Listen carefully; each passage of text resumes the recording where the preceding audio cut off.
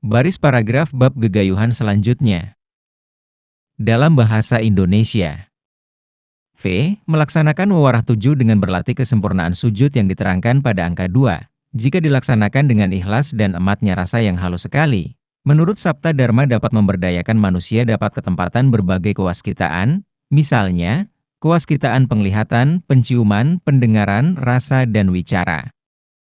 Yang telah terbukti oleh banyak warga Sabta Dharma misalnya, Sabda Usada guna menolong orang sakit kewaskitaan penglihatan, penciuman, dan pendengaran guna menerima sasmita atau isyarat alam yang diberikan dari Hyang Maha Kuasa.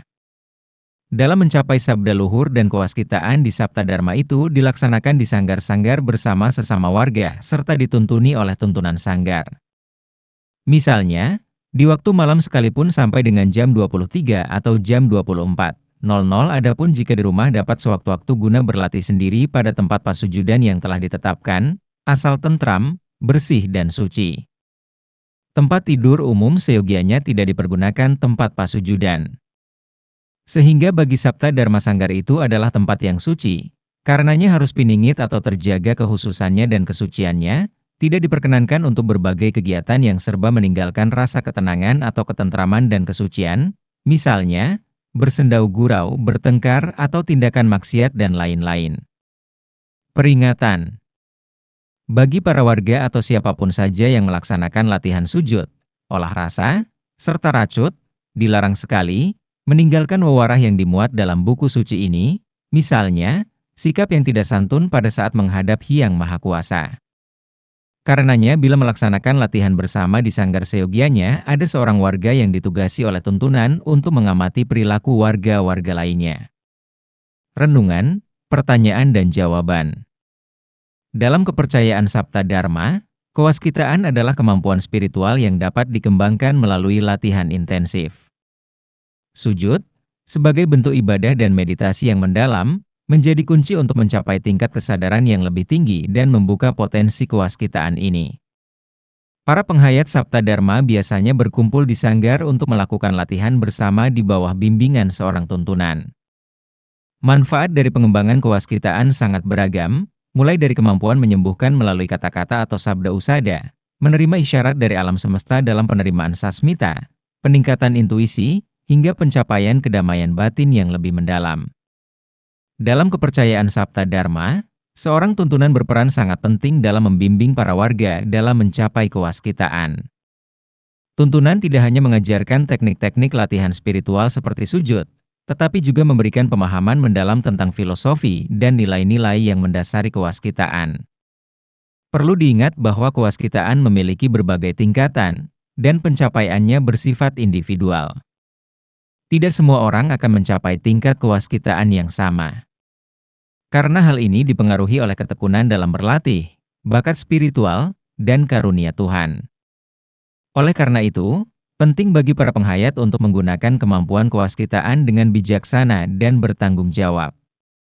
Kewaskitaan bukan untuk dipamerkan atau digunakan untuk kepentingan pribadi yang merugikan orang lain, melainkan sebagai alat untuk membantu diri sendiri dan sesama. Untuk mencapai kewaskitaan dalam Sabta Dharma, diperlukan komitmen yang kuat dan latihan yang konsisten. Syarat utama adalah niat yang ikhlas dan kesadaran penuh dalam setiap latihan.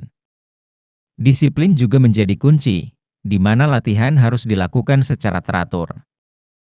Adanya seorang tuntunan yang berpengalaman akan sangat membantu dalam memberikan bimbingan dan koreksi.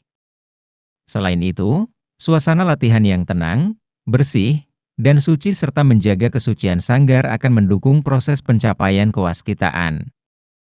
Namun, perlu diingat bahwa kewaskitaan harus selalu dijalankan sesuai dengan ajaran Sabta Dharma.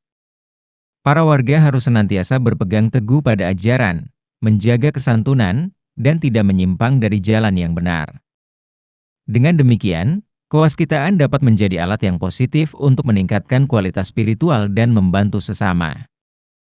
1. Dalam alinea kelima tersusun kalimat, menurut Sabta Dharma dapat memberdayakan manusia dapat kadunungan, ketempatan berbagai kawaksithan. Kemudian kita warga Sabta Dharma selalu berlatih sujud guna mendapatkan kawaskitaan itu. Lalu bagaimana pendapat Anda? Mendarmakan wewarah 7 dan berlatih kesempurnaan sujud, bisa menumbuhkan berbagai kemampuan termasuk memperoleh berbagai kewaskitaan. Hal ini adalah sebagai bukti dan kesaksian adanya wahyu, bukan tujuan wahyu Sabta Dharma, jangan karem dan krem di situ. Adapun tujuan wahyu Sabta Dharma adalah kesempurnaan hidup jasmani dan rohani sebagaimana bahasan di atas tadi. Dalam ajaran Sabta Dharma, tujuan utama bukanlah mengejar kemampuan supranatural seperti kewaskitaan, melainkan mencapai kesempurnaan hidup secara menyeluruh. Kewaskitaan, jika muncul, adalah hasil sampingan dari latihan spiritual yang konsisten, terutama melalui praktik sujud. Sujud tidak hanya mendekatkan diri pada Tuhan, tetapi juga meningkatkan kesadaran diri dan membuka potensi-potensi terpendam, termasuk intuisi yang lebih tajam. Inti dari ajaran ini adalah harmonisasi antara kehidupan duniawi dan spiritual, di mana kewaskitaan menjadi bonus yang mungkin diperoleh dalam perjalanan spiritual. Dalam ajaran Sabta Dharma, kewaskitaan bukanlah tujuan akhir, melainkan potensi yang dapat berkembang seiring dengan konsistensi dalam latihan spiritual, terutama melalui sujud. Kemampuan ini dapat menjadi alat yang berharga untuk memahami diri sendiri dan alam semesta dengan lebih mendalam.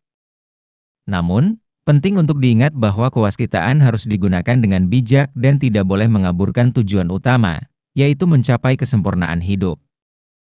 Bimbingan seorang guru spiritual sangatlah krusial untuk menghindari penyimpangan dan memaksimalkan manfaat dari latihan spiritual.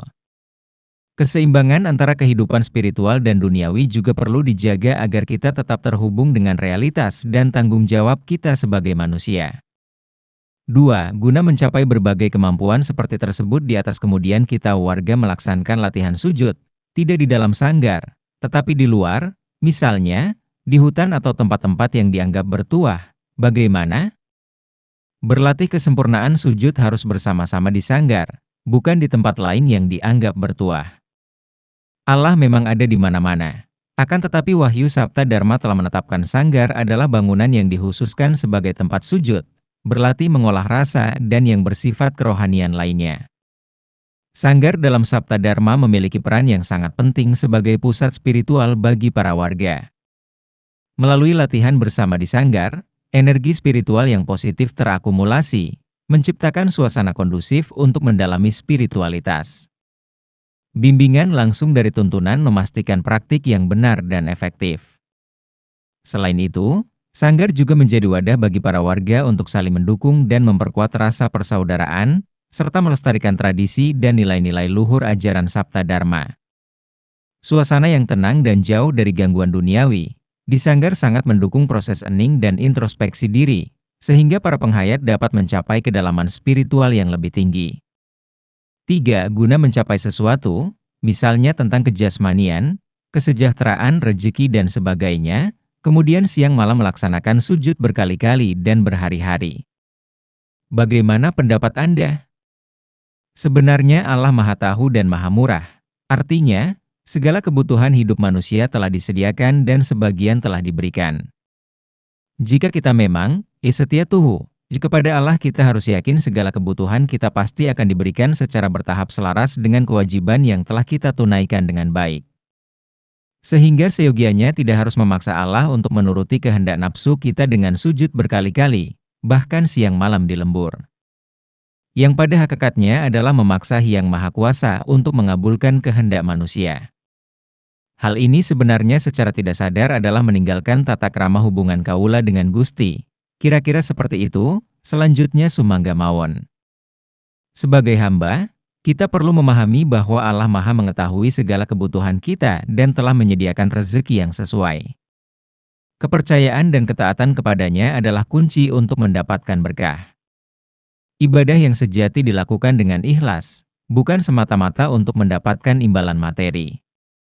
Selain berdoa, usaha yang sungguh-sungguh juga sangat diperlukan. Setelah berusaha dan berdoa, sikap sabar dan sumeleh sangat penting.